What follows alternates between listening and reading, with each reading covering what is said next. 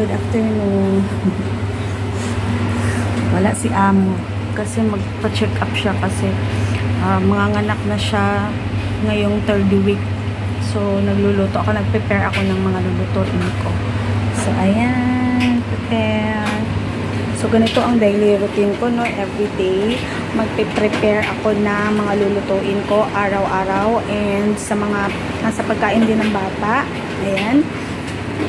And sa pagkain din namin ang kasama ko sa bahay. So ano na yon. And then habang nagpe-prepare ako ng lulutuin, syempre naglalaba din tayo.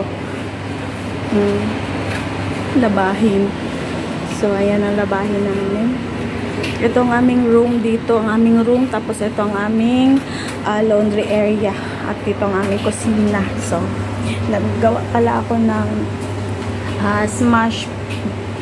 mashed potato mashed potato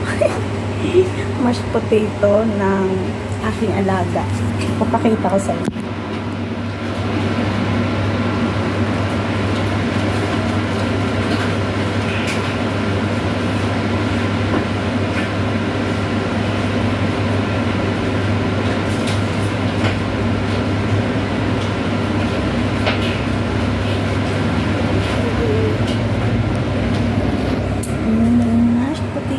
Para sa aking alaga.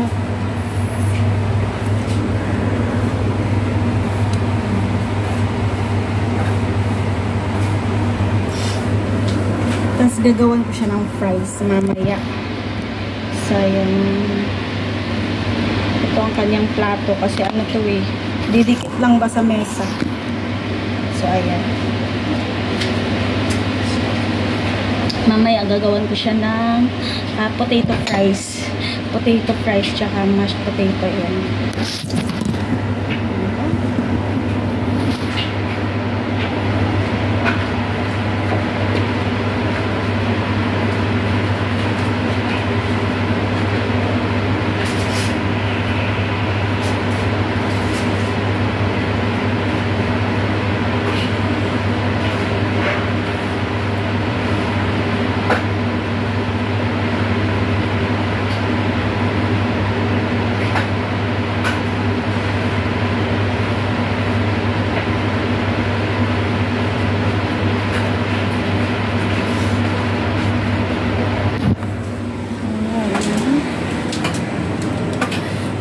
Init talaga dito sa kwarto namin.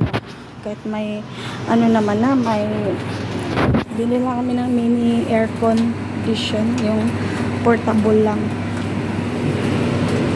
So ito ang aming CR, bathroom namin yan. Maliit lang siya, no, maliit lang, pero okay na din kasi sarili namin ba na. So yan yung maleta namin, dalawa nakasama ko. Tapos dito, yan yung aming washing machine. Tapos yan dryer namin. So may dryer kami. Hindi na namin kailangan kasi magsampay-sampay ng maraming ano. Pero may mga may mga damit na i-hand wash lang siya. Kaya kailangan isampay namin siya. Kasi hand wash lang. So yung mga mamahaling damit, ganun. So pero eto, yung iba mostly talagang dryer na.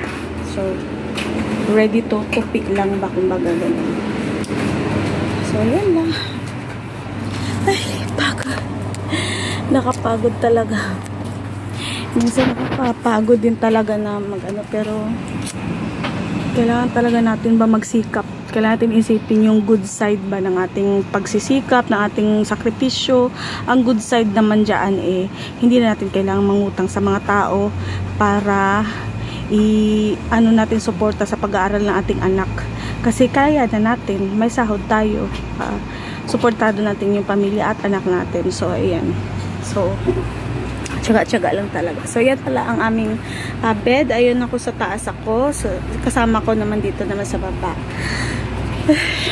Marami kaming stock ng food. Hindi pa nga halos na hindi pa na lahat kasi minsan busy kami. Sobrang busy.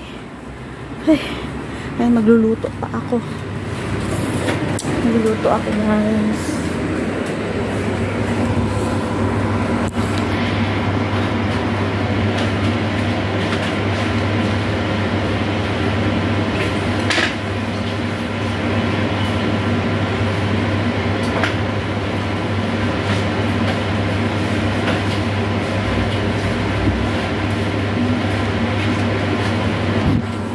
bye na muna.